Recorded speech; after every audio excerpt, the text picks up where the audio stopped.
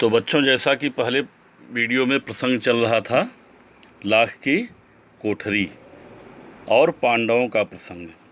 तो हुआ यूँ था कि पांडवों को दुर्योधन ने एक ऐसा मकान बनवाया था पांडवों के लिए, लाक्षागृह ऐसा कहते हैं, इलाहाबाद के पास है, या लाक्षागृह ही कहते हैं, अर्थात लाख का घर, लाक्षागृह लाख का घर।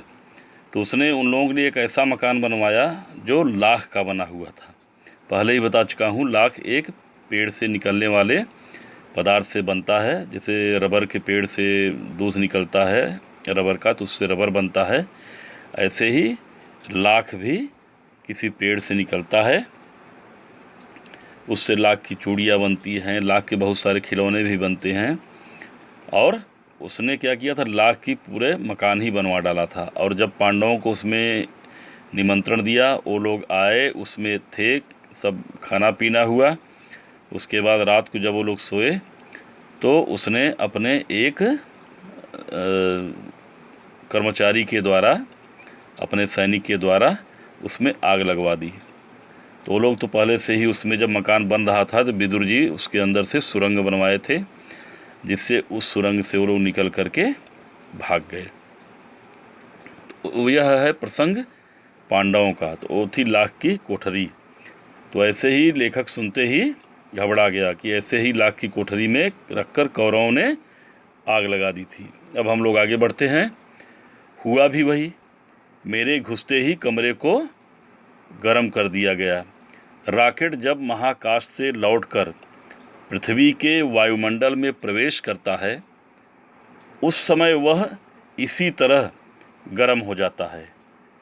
क्यों गर्म हो जाता है? जैसा मैं पहले ही बता चुका हूँ कि जब धरती की कक्षा को, पृथ्वी की कक्षा को रॉकेट छोड़कर ऊपर जाता है, वहाँ वायुमंडल नहीं होता, कोई फ्रिक्शन नहीं होता, घर्षण नहीं होता। लेकिन जब वहाँ से लौटता है, जैसे ही फिर वायुमंडल में आता है, तो एक बहुत तेज़ घर्षण होता है और उसमें एक बार रॉकेट गर्म हो जाता है। फिर धीरे धीरे वो ठंडा हो जाता है, साधारण तरीके से हो जाता है।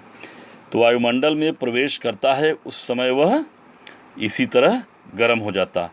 देखते देखते मेरे चारों तरफ धुआं उठने लगा।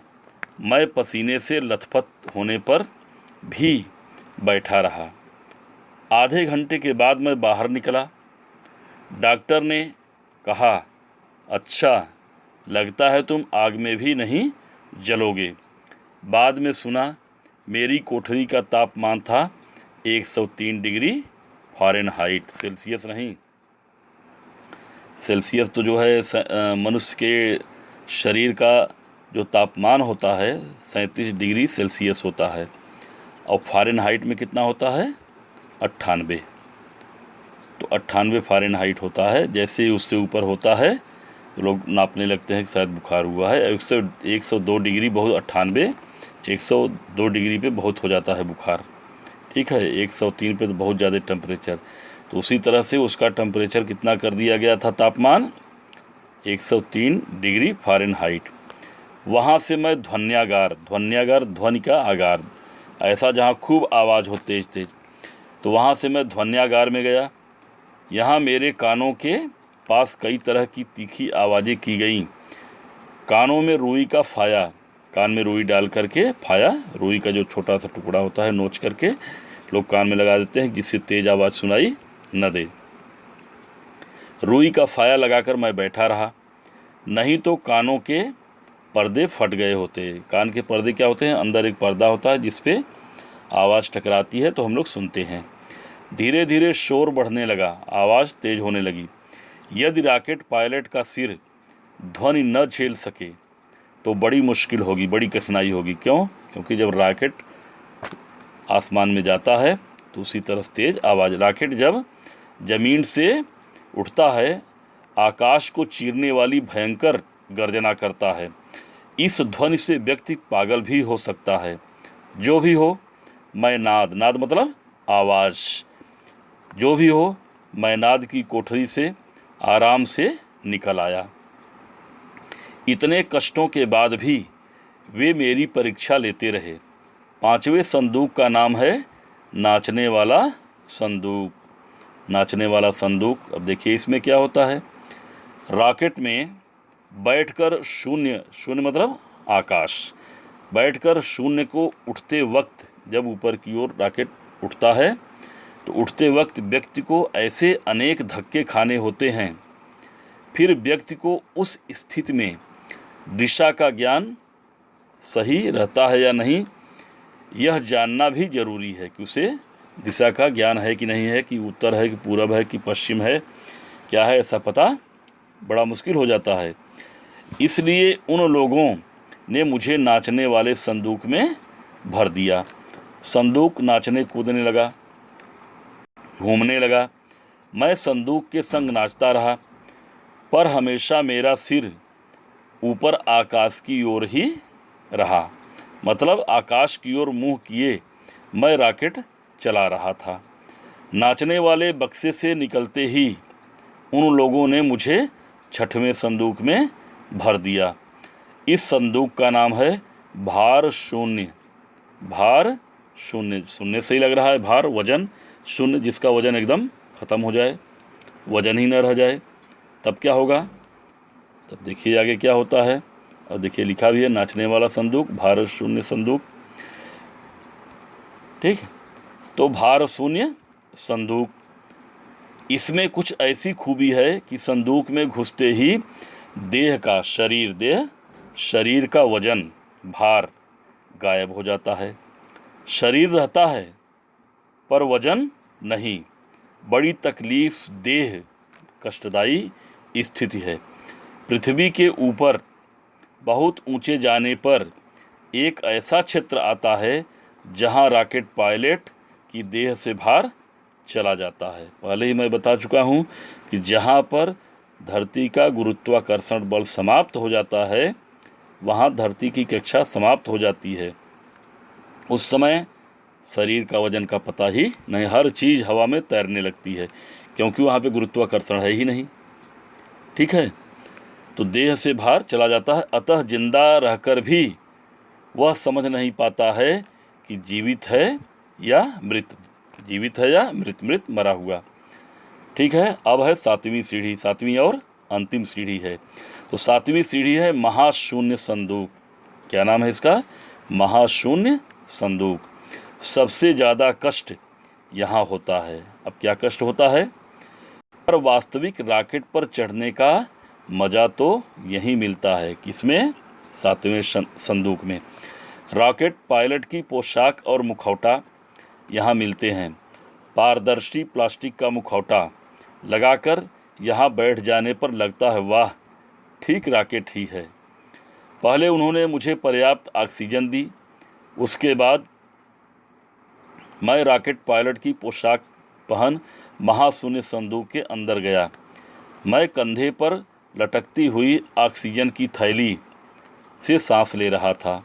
ऑक्सीजन की थैली, प्रायः जब जहाँ पे ऑक्सीजन कम होता है या नहीं होता है, लोग वहाँ पे ऑक्सीजन का सिलेंडर या ऑक्सीजन की थैली लेकर जाते हैं। आप लोग कक्षा 7वीं में पढ़े होंगे, जब पर्वत पे जो हिमालय की जो है चढ़ाई पे दो जगह पे उसका वर्णन है। एक जो है हिमालय की चढ़ाई पे है जिस पे लोग पर्वतारोही लोग जाते हैं, और दूसरा है साहस को सलाम। दोनों जगह इसका वर्णन हुआ है कि दोनों जगह लोग हिमालय पे जब चढ़ते हैं, चढ़ाई करते हैं पर्वतारोही लोग, तो वहाँ पे ऑक्सीजन का सिलेंडर लेकर के जाते हैं। ठीक है, इसी बीच मेरी सीट के पास एक गिलास में पानी रख दिया गया। निश्चय ही पीने के लिए नहीं, एक गिलास पानी रखा गया और पीने के लिए नहीं, फिर किस लिए। मैं प्रतीक्षा करने लगा। अचानक घूम करते हुए एक यंत्र चलने लगा। मैं फौरन समझ गया कि मेरे शरीर को कोई चूस रहा है, अर्थात जिस प्लास्टिक को मैं पहना था उसमें से हवा निकाली जा रही थी। मेरे आसपास हवा सोखी जा रही थी। सोखना वही निकाल लेना, वैक्यूम कर देना। हवा का स्थान भरने के लिए मेरी पोशाक फूल फूल उठती थी। मेरी आंखों के सामने मीटर का एक कांटा धीरे धीरे घूम रहा था। वह है ऊंचाई नापने का यंत्र। वह दिखा रहा था 10,000 फीट। 15,000, 20, 30, 40, 50 और 60,000 फीट।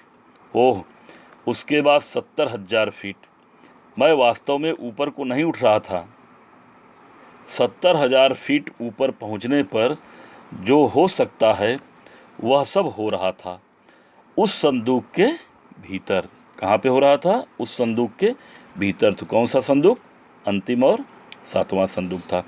मेरी पोशाक न होती तो मेरी चमड़ी मेढक, यहाँ पे थोड़ा गलत है, बिंदु मेढक लिख दिए हैं, उठा होना चाहिए, मेढक की तरह फूलकर फट गई होती।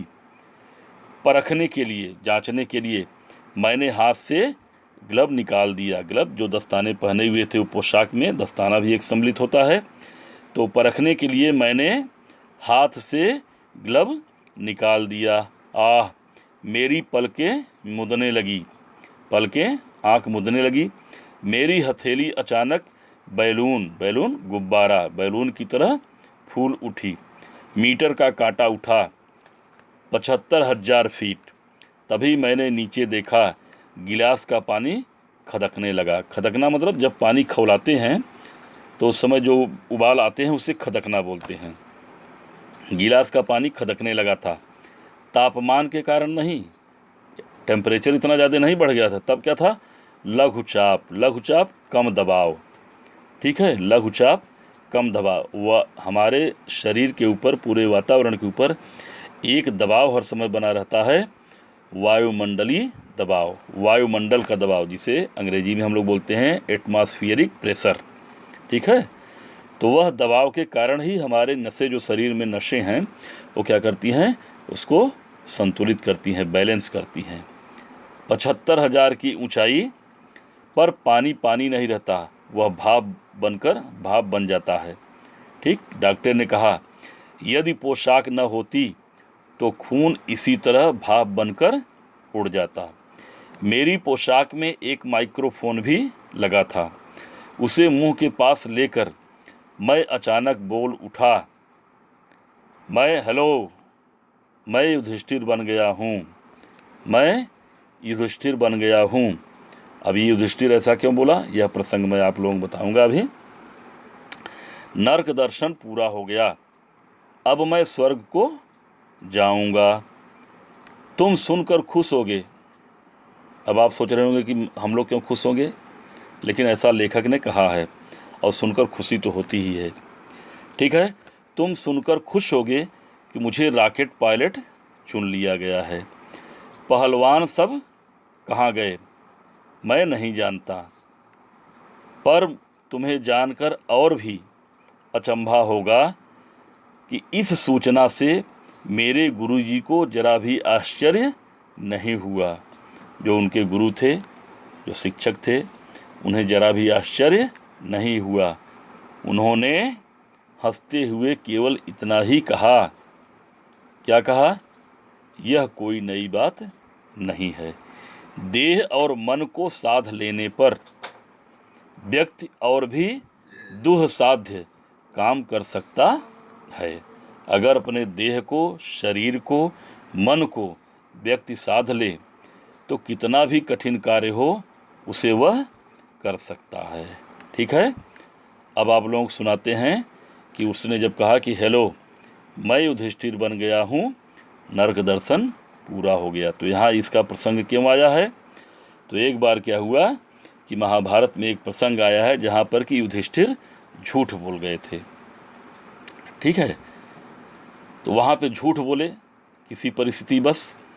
तो जब ऐसा कहते हैं कि जब ये लोग सब राज्य जीत लिए, दुर्योधन मारा गया, शासक बन गए, परीक्षित बड़ा हुआ, उसको वहाँ का राजा बना करके और सब लोग स्वर्ग की, हिमालय की ओर चल दिए। और बारी बारी से एक एक लोग जो है उस हिमालय में ठंड से गिरते गए, मरते गए। अंत में बचे थे युधिष्ठिर, ऐसा कहा जाता है। और उनके लिए सशरीर स्वर्ग जाने की व्यवस्था की गई थी। ऊपर से विमान आया स्वर्ग से, उन्हें ले जा रहा था। तो ऐसा कहते हैं कि उन्हें जाते समय केवल एक झूठ बोलने के कारण उन्हें नर्क का भी दर्शन कराया गया था कि आप नर्क देख लिए, कैसा नर्क होता है। नर्क में बहुत सारी यातनाएं होती है। हालांकि लोग कहते हैं स्वर्ग नर्क तो सब यही है,